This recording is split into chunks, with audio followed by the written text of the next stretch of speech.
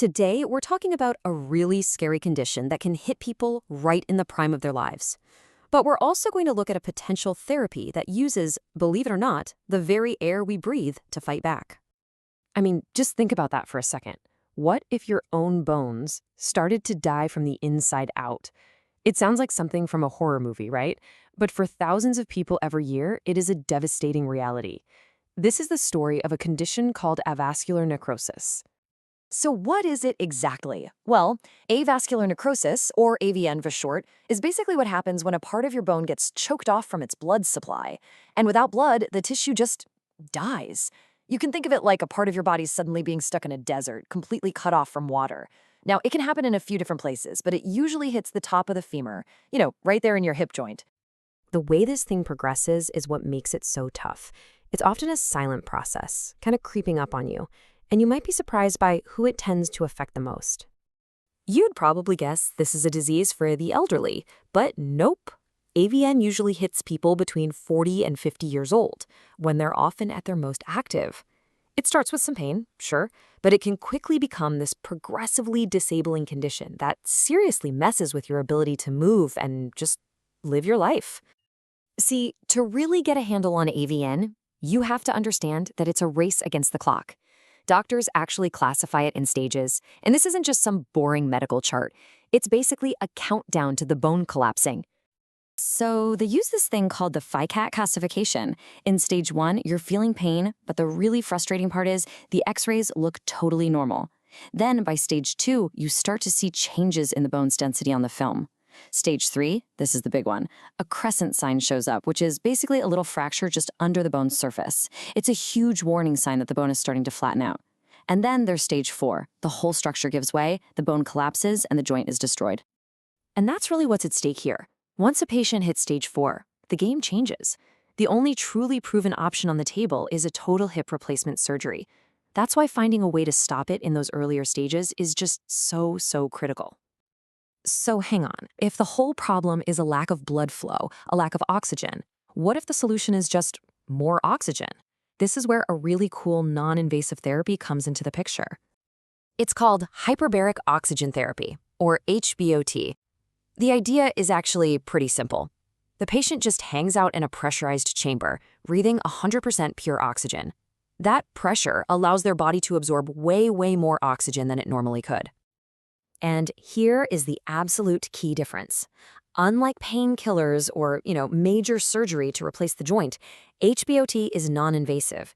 It's not about masking the symptoms. It's about trying to fix the underlying problem to help the bone actually heal itself from the inside. Okay, that sounds amazing, but let's be real. How on earth does breathing pressurized oxygen actually fix a dying bone? Well, what's happening at the biological level is pretty incredible. By supersaturating your blood with oxygen, HBOT kicks off this cascade of healing. First, it just floods that oxygen-starved or hypoxic bone tissue. This oxygen blast also helps reduce that painful swelling in the bone marrow.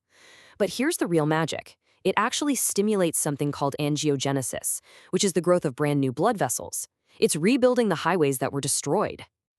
Okay, to really get this next part, picture your bone as a construction site with two teams. You've got the osteoblasts. They're the builders who lay down new bone. Then you've got the osteoclasts. They're the demolishers who clear out the old stuff. In a healthy bone, these two crews are in perfect sync. But with AVN, the whole site goes haywire, and the demolition crew starts running the show. And this is where HBOT comes in like a new foreman. The evidence shows it helps get that crucial balance back. It tells the overactive demolition crew, the osteoclasts, to take a break, and it gets the builders, the osteoblasts, back to work, and fast. The whole project shifts from demolition back to construction.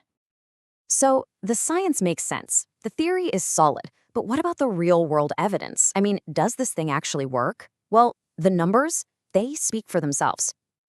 A huge meta-analysis, a study of studies, boiled it all down to one really powerful number, 3.84.